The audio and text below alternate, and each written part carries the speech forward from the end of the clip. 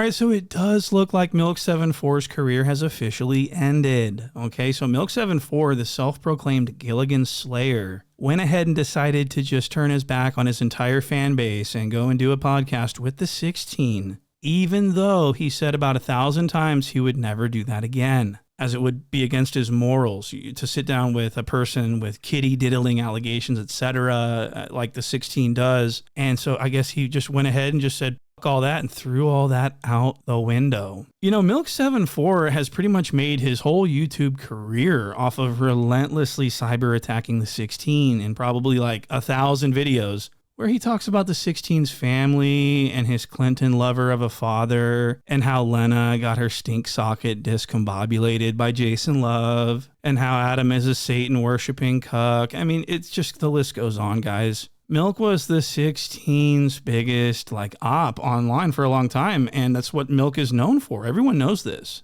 He's not really known for anything else, really. And so now Milk74, whose name is Robert, decided to throw his morals out the window and turn his back on his fans who once loved and adored him, to take the opportunity offered by Poetic Jala to go and sit down with the 16 and make friends again. And so this would mean that Robert has forfeited his career. I mean, his show got canceled faster than Arsenio Hall, and I knew that this was going to happen as soon as when Milk announced he was going on No Jumper. I was like, all right, well, that's a wrap for the Gilligan Slayer. And I was absolutely right. There's oceans of his fans are in my comments saying, I used to love Milk, now I don't. I went over to Milk's page to go check out what his fans are saying under his in his comments. Under his videos, I haven't seen one person defend his actions. Not one of his fans is defending him, okay? They all love him because of his hatred for the 16. Like, what could be going through his mind? I really wasn't trying to do there was no real issue, Lo. I mean, what a fucking idiot. And so for this video breakdown, I want to take you guys through the history of Robert's beef with the 16 and cover all the major points leading up to his downfall, and just take you guys on a baby journey through the lore so you guys can understand exactly what's been going on. And I want to start with the first clip, which is going to be Milk's first interview with the 16 on No Jumper, and AD was there also. And this clip is what made me understand from the jump that Milk himself was a Gilligan, and this is why I never supported Milk from the beginning, and I've always made fun of him. Okay, so watch this clip. This is Milk74 on No Jumper. Listen to what he says.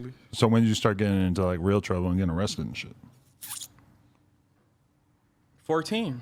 What'd they get you for that then? For robbery. Okay. It was robberies from the beginning. It was just bullshit robberies. Right. This robbery was stupid because we could have got away, but they was trying to sell it to some Mexicans, you know, because them the people that you go to when you got something in LA because they going to chip over the money So fast. you took something and then you were trying to sell it to some Mexicans? Yeah. What would you take? A bunch of tools. That's a real hustler.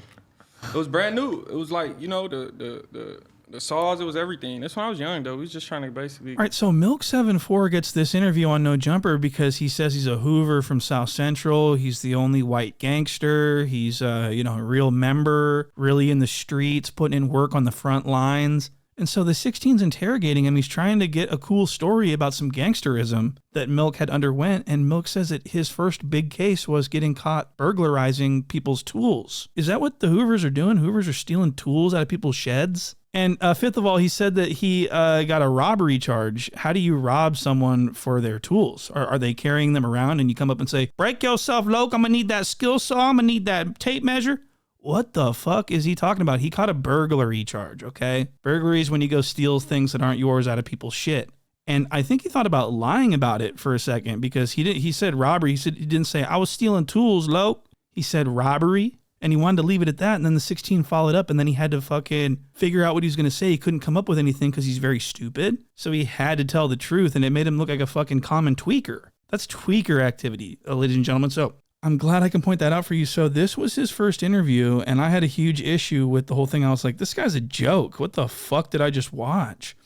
And so shortly after this interview, Adam16 interviewed Crip Mac, who Milk74 hates. And Milk74 had a huge issue with this, and this is what caused the falling out between him and the 16. And he would end up like going to No Jumper and doing this weird fade call out for clout. He wanted to fight the 16. Look at this. I want to leave out so I won't be inside the premises.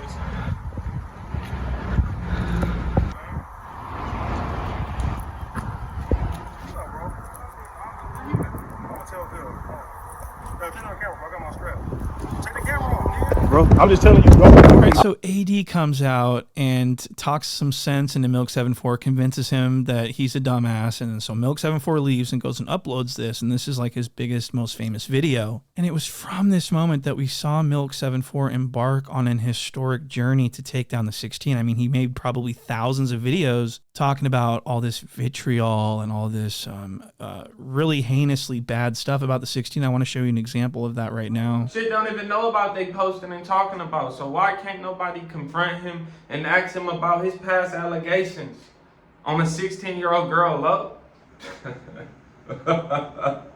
He probably never expected this. This shit get wild for him, bro. But it had to happen. And I'm glad that it happened, because I've been pushing this shit for a minute. I've been pushing it low, but a lot of people didn't care. This individual cared. And he took it there, right? The no jumper low. So he said it himself. He's been pushing this issue for a long time, making countless videos that have since been deleted by him, which is really glaring. Why would he delete those videos? What is it to get to? Is it to suck up to the 16? Is it like, I'll delete the videos, Loke, just bring me back to no jumper groove? And so Milk74 would continue to attack the 16 relentlessly, and this is how he made his career. And so because of his Hoover affiliation, allegedly, he made a couple appearances on T-Rel's Back on Fig stream when T-Rel was still with No Jumper. Can Milk Hoover stomp? Let the record reflect. If you can't Hoover stomp, we stopping this shit.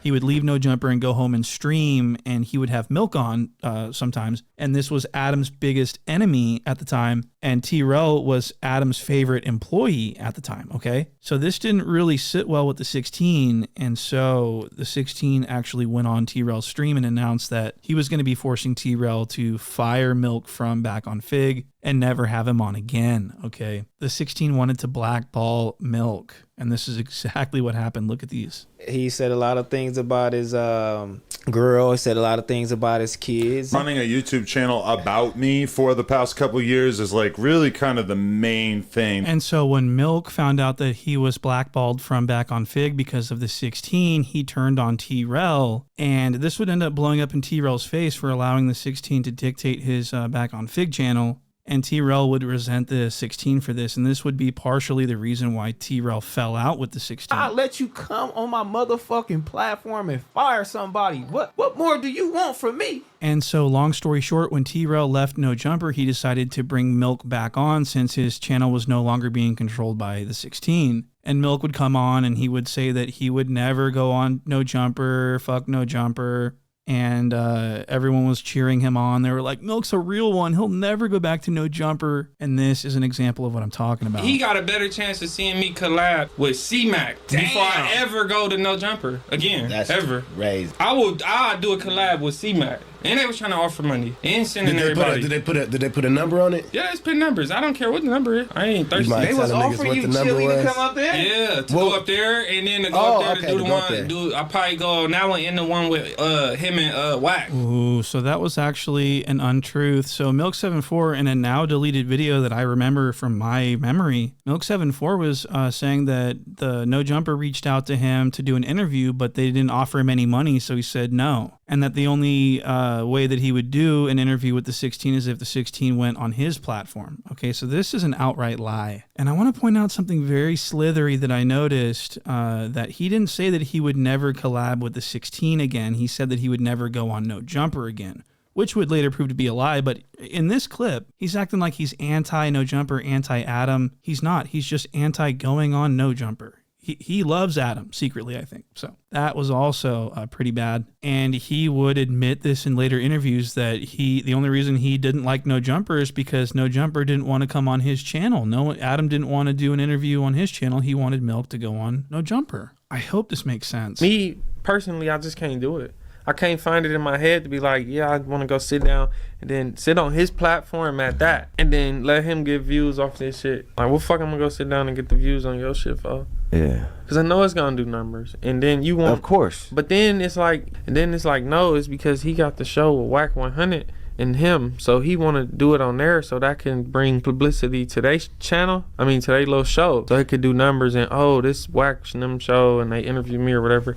I ain't doing that shit. So he wanted... Bro, that's on my mama. Other people are running to go. I ain't going. Fuck I'm gonna go for. I didn't already say what I said. Nice shirt, bro. Okay, so he's got the Dior sunglasses on with the Stone Cold versus The Rock t-shirt.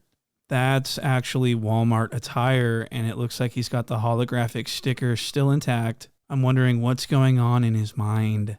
And the record shall reflect that it does appear that he has a hickey on the side of his neck, and it's speculated that this was placed there by his beautiful wife. And so as we just have seen, Milk changed his narrative about why he doesn't fuck with No Jumper, and he says it's because he doesn't want to do anything on anyone else's channel. He only wants to do things on his channel. He no longer cares about the deviated stories, the allegations. He no longer cares about that. The only reason he doesn't collab with No Jumper is because of clout and that or lack thereof. And so after he has another falling out with Back on Fig and T-Rel and them, now he's beefing with literally everyone. He has no friends anywhere in the content world. Figmunity doesn't fuck with him. No Jumper doesn't fuck with him. So now he's fucked, right? Now he's on an island. He has nowhere to go. And the only person that's offering him any type of interviews is Jala the Hutt. So Jala the Hutt reaches out to Milk and invites him on for free, no payment. And Milk obliges. He says, there's no reason not to, Lo. This was the big Milk74 interview, and I got I'm going to just really lay into some folks here, but I want to show you this first little piece of this interview. Look at this. Perhaps the most dangerous man in Los Angeles.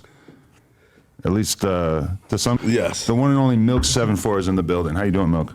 I'm good. I'm groovy. I'm groovy like a good movie. Oh, yeah, my bad. I'm groovy like a good movie. We got the McLaren merch.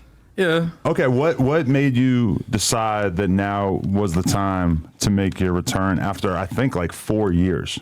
I begged him to come. Pause. He begged him to come. I was like, you want to come? I was like, I don't know. But I was thinking about it. I wasn't like it wasn't out of the discussion. Right. It just, I don't know. I thought about it. And then when he asked me this time, I was like, why not? There's no reason not to. Yeah, well, it's because you thought that it was going to go viral. Okay, so Milk thought that this was going to break the internet, that this was going to be talked about on news stations across the globe. Big Milk74 returns to No Jumper to sing Kumbaya with the 16 and Jala the Hutt over here. And I want to point out that Milk74 came in less fitted, his outfit is trash. Usually Flacco's outfit is trash. I think Flacco has the best outfit out of the three. Does Flacco own any clothes that were not given to him? I mean, all I ever see him wear is No Jumper merch. Okay, and look at this stupid ass hat. This backwards hat. He looks like Fabby Davis again. This is how Fabby Davis Jr. wears his hat.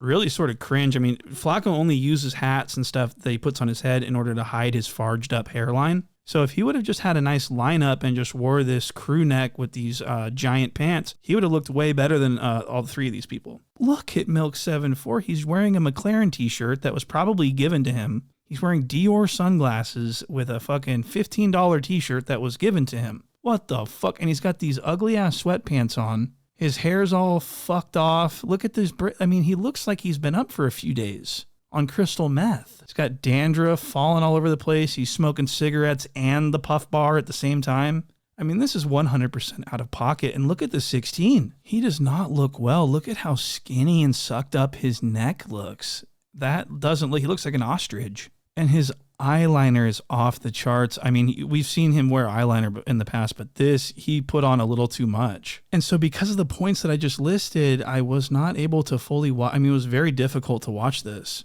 for those reasons. And so I only sort of skimmed through and found, the parts that I wanted to include. But man, was this a terrible looking podcast and terrible sounding as well. And so this next clip is going to show Milk get put on the spot by Jala, and he's asked why he fell out with Adam, what went wrong along the way, and what the big problem was. And wait till you hear what Milk74 has to say. This is going to shock you. From your perspective, where did Adam cross the line? And then you will give your side of the story. Okay.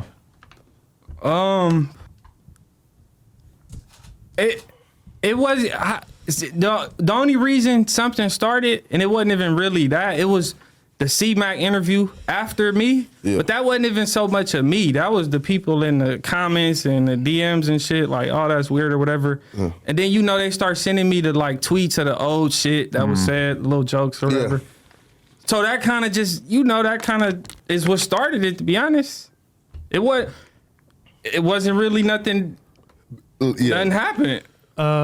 your morals? What about the 16? What about all of the allegations? What about the Clinton years? What about, I mean, what's going on? Why? So he thought that he was going to go delete all those videos and we were all just going to forget about it. And I believe wholeheartedly that Milk went into this interview on a mission to redeem and revive Adam and make him cool. Milk thought, I think, that he was going to make Adam cool again. I'm not even joking. And so I wanted to show you this tiny clip where he takes off the sunglasses and reveals his eyeballs. What? And I didn't like what I saw. I was like, oh, that looks like meth. That looks like he's been on the scont. I mean, look at the dark circles. Look at the confusion in his face. He looks all disheveled. Like I said, his hair is fucked up. He looks like a tool thief, to be honest with you. But let's face it, Milk has always been dusty his whole life. I've never seen a picture of Milk where he wasn't dusty. I'm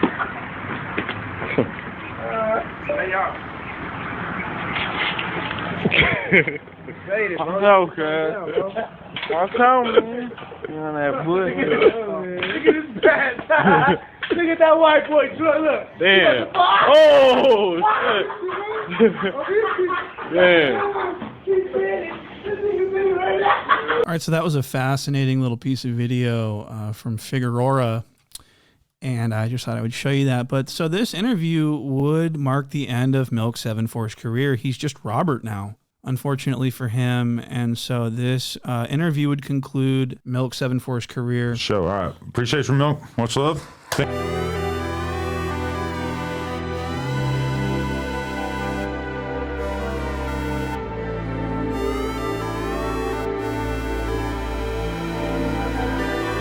And so Milk grooved his own career. He ended himself. He committed career suicide. And I thought this was a very special moment in history. And he is going through it, man. He's attacking his own people in his comments. He's just really going through some things here. Look at these replies. He's even stooped as low as to lie to everyone about why he went on No Jumper. He's telling people that he went on No Jumper deliberately to expose T-Rel, when in fact he went on No Jumper in order to make amends with Adam and bury the hatchet and start a beautiful relationship together. Look at this. Gets better as time goes on, you know? I feel like we could do some great content together. I've been subscribed for a long time. So, Nah, hell yeah.